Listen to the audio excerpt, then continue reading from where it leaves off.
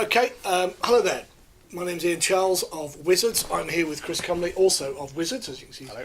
Very kindly brought a sign to... Some of us wore the uniform. Absolutely. I mean, I work for Fred Perry, if only. Right, we're here today to talk to you about small business phone system. Now, this is actually a very broad term in the way that we're using it. We mean it to mean a phone system which could be used across an organisation with lots of small sites, or an organisation which has maybe got a limited number of members, but still needs to present this present a large enterprise, unified communication, unified comms type solution, integrating all their comm systems together. Now, Chris is actually the technical head of the business, so perhaps it would be more appropriate if I asked him to say what we mean here. By all means, I mean, a small business can be anything, and the smaller the business, the more important it is that the phone system does what you need it, so that your incoming calls are dealt with, even if you are perhaps on your back underneath a car with a spanner in the works, or up in someone's roof fixing wires, or whatever. So even if you're a single person business, you need a system that deals with your incoming calls, make sure they're handled, lets you make outgoing calls that don't necessarily tie up the house line, even if you do your accounts at home in the evening. Anything from there upwards. So people starting out with a small business with one or two people in it, they may be working from their own homes, or both people working from one house. Anything up from there, how big would you still classify a business as small? Well, that's a more interesting question for me. Is how do we deal with a multi-small office operation?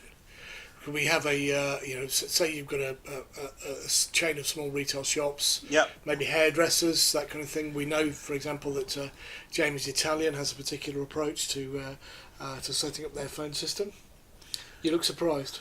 No, I'm just not sure that's information in the public domain. Oh, okay. Well, we'll come on to that later. But they have a system whereby they have a system whereby they move into a shop front which has previously been gutted with the kitchen installed. They arrive, they have a broadband connection, they ship a pre-configured phone, that's then plugged into the wall, and bang, they're up and running as James Italian in whatever location they happen to be. Now, one of the key factors there is about migrating your numbers. Now, we both know of people who've run small businesses for decades. Aerial installation, this type of thing, where they are completely reliant on a phone number, which they must keep hold of. Yeah, you've got a small local business. They're known as much as anything by the phone number. It's on the back of the van. Every customer they've ever dealt with for many years has got that number in their head and in their diary. So they don't want to lose it just because they've moved to a more modern and more up-to-date system. Right. And there's no reason why they should.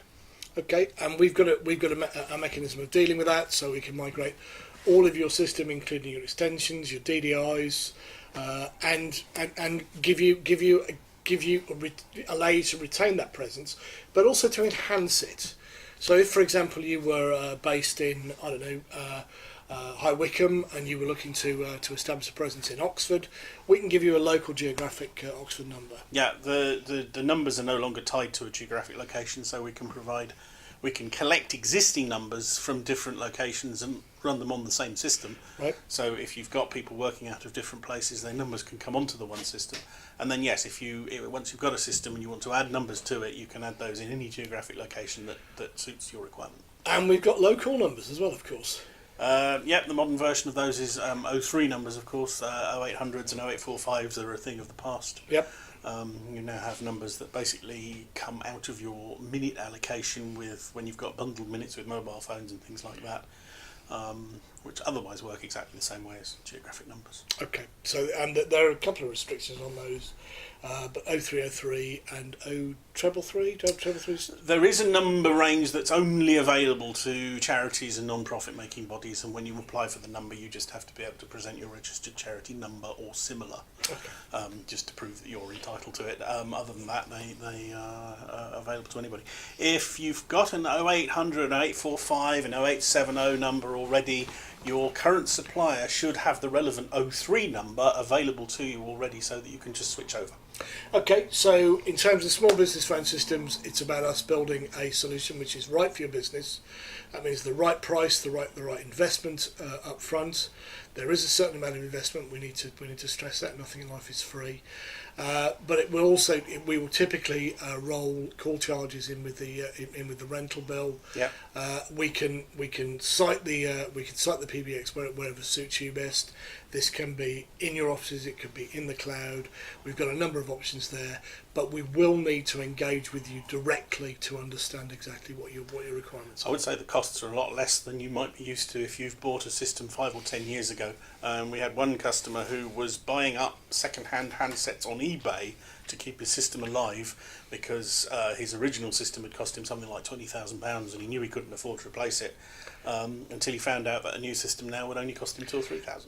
And we also have to bear in mind the fact that one of the reasons you can't replace this existing system is it's possibly ISDN based, and ISDN, as we know, comes to an end in 2025. Indeed. So, thanks for watching. We'll speak to you shortly.